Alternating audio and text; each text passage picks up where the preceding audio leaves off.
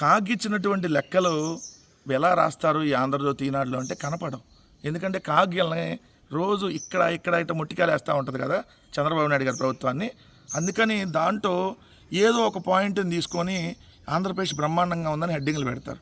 లోపలికి వెళ్ళి చదివితే మేడిపండు చూడ మేలిమై ఉండును, పొట్ట విప్పి చూస్తే ఈ ప్రభుత్వంలో మొత్తం పురుగులుండును అన్నట్టుగా లోపలికి వెళ్ళి ఆ కాగి నివేదిక చూస్తే ఎంత లెక్కల బొక్కలు ఉన్నాయో, ఈ ప్రభుత్వం ఎంత దారుణంగా ఉందో అర్థమైంది. వీళ్ళు పెట్టిన హెడ్డింగ్ ఏంటో తెలుసా? తొలి త్రైమాసికంలో 35,767 కోట్ల పన్నుల రాబడి. అమ్మో, ఆంధ్రప్రదేశ్కి 35,000 కోట్లు మొట్టమొదటి 3 నెలల్లోనే వచ్చేసింది అంట. ఇంకా ఆంధ్రప్రదేశ్ అద్భుతం, అదరహో బెదరహో ఇలా అనుకోవటానికి రాస్తారు. అసలు విషయం ఏంటి? ఆంధ్రప్రదేశ్లో ప్రస్తుత ఆర్థిక సంవత్సరం తొలి త్రైమాసికంలో 35,767.45 కోట్ల పన్నుల రాబడి వచ్చింది. అయితే ఈ ఆర్థిక సంవత్సరం మొత్తం మీద ప్రభుత్వం అంచనా వేసిన దాంట్లో దాదాపు 19% మాత్రమే రాబట్టింది. అంటే 4 త్రైమాసికాలు ఉంటాయి కదా, సరే 19%, 1% యాడ్ చేద్దాం, 20% అనుకున్నాం 3 నెలలకి. అప్పుడు 4 త్రైమాసికాలకి ఎంత వస్తుంది? 80% అనుకున్న దాంట్లో వచ్చేది. అంటే 20% ఆల్రెడీ రెవెన్యూ డెఫిసిట్ అనే కదా దానికి అర్థం. ఆ వార్త రాయరు దానికి. అది రాత్రి జనాలకు అందరికీ ఇలా బొక్కలు అర్థం అవుతాయి కదా. 2, దీనికి పన్నేతర రాబడి కేంద్ర గ్రాంట్లు కలిపి రెవెన్యూ రాబడి 39,500 కోట్లకు చేరింది. అప్పులు కూడా కలిపి తొలి 3 నెలల్లో రాష్ట్రానికి 73,123 కోట్లు వసూళ్లు దక్కాయి. అంటే రాష్ట్రానికి 3 నెలల్లో చేసిన అప్పులు ప్లస్ పన్నుల రాబడి కేంద్ర ప్రభుత్వం నుంచి వచ్చిన అన్నీ కలిపి గ్రాంట్లు కలిపి 73,000 కోట్లు 3 సంవత్సరాల్లో వస్తే మరి ఒక్క పథకం ఎందుకు ఇంప్లిమెంట్ చేయలేదు? 3 నెలల్లో 73,000 కోట్లు ఏం చేశారు? 3 నెలల్లో 73,000 కోట్లు ఒక్క ఆడబిడ్డ నిధి లేదే, ఒక్క నిరుద్యోగ వృత్తి లేదే, ఒక్క ఫీజు రింబర్స్మెంట్ అందుబాటులో లేదే, వసతి దీవెన ఎత్తేసారే, 2 ఏళ్ళు చేనేత నేస్తాను ఎత్తేసి ఇప్పుడు 3వ ఏడాది ఏదో ఇస్తామని అంటున్నారే.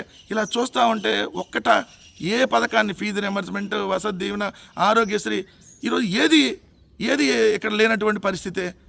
మరి మీరు చూస్తేనేమో 73,000 కోట్లు రాబడి వచ్చింది. ఏం చేశారు ఈ డబ్బులన్నీ? ఏం చేస్తాం? పొద్దున్నే స్పెషల్ ఫ్లైట్, మధ్యాహ్నం దిగుతాం, మళ్ళీ స్పెషల్ హెలికాప్టర్ ఎక్కుతాం, మళ్ళీ సాయంత్రం స్పెషల్ ఫ్లైట్ ఎక్కుతాం. ఇదే కదా మీ జీవితాలు రోజు. 2 రెవెన్యూ లోటు 107% అంట. అప్పుడే తొలి 3 నెలల్లో రాష్ట్రంలో రెవెన్యూ లోటు 107.55%గా నమోదైంది.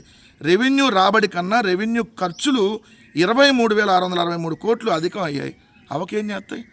ముఖ్యమంత్రి లెగిస్తే చేపల కూర వండటానికి 1 కోటి రూపాయలు ఖర్చు, ఆటో ఎక్కి డ్రామా ఆడటానికి 1 కోటి రూపాయలు ఖర్చు, బడ్డీ కొట్టు బుడ్డాయమ్మ దగ్గరికి వెళ్ళి రసగుల్ల తినడానికి 1 కోటి రూపాయల ఖర్చు, ఏదైతే 7 కొండల ఇంటికి వెళ్ళి గ్యాస్ పొయ్యి మీద హెరిటేజ్ పాలతో కాఫీ పెట్టడానికి 1 కోటి రూపాయల ఖర్చు.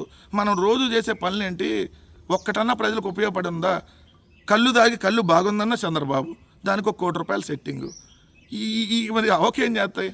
ముఖ్యమంత్రికి స్పెషల్ ఫ్లైటు, ఉప ముఖ్యమంత్రికి స్పెషల్ ఫ్లైటు, ముఖ్యమంత్రి కొడుకు స్పెషల్ ఫ్లైటు, వీళ్ళకి విదేశీ టూర్లు, లెగిస్తే విదేశాలు. వీళ్ళు రాష్ట్రంలో ఉంటాం కంటే విదేశాల్లో ఉండటం ఎక్కువైంది కదా.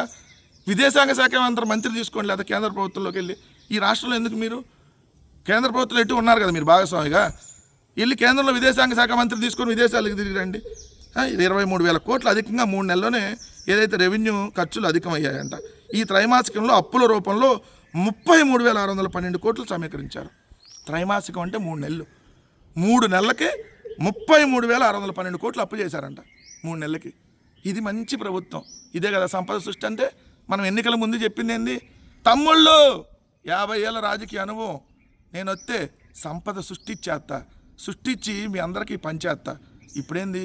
అప్పుల ముష్టి ఆంధ్రప్రదేశ్ రాష్ట్రానికి వేసి 3 నెలల్లో 33,000 కోట్ల అప్పు, 2 సంవత్సరాల్లో 3,60,000 కోట్ల అప్పు.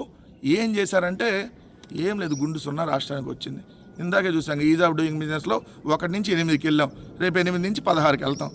ఇది ఆంధ్రప్రదేశ్ రాష్ట్రంలో ప్రస్తుతం దారుణమైనటువంటి పరిస్థితుల్లో రాష్ట్రం ఉంది అనడానికి కాగిచ్చినటువంటి నివేదికే దీనికి నిదర్శనం.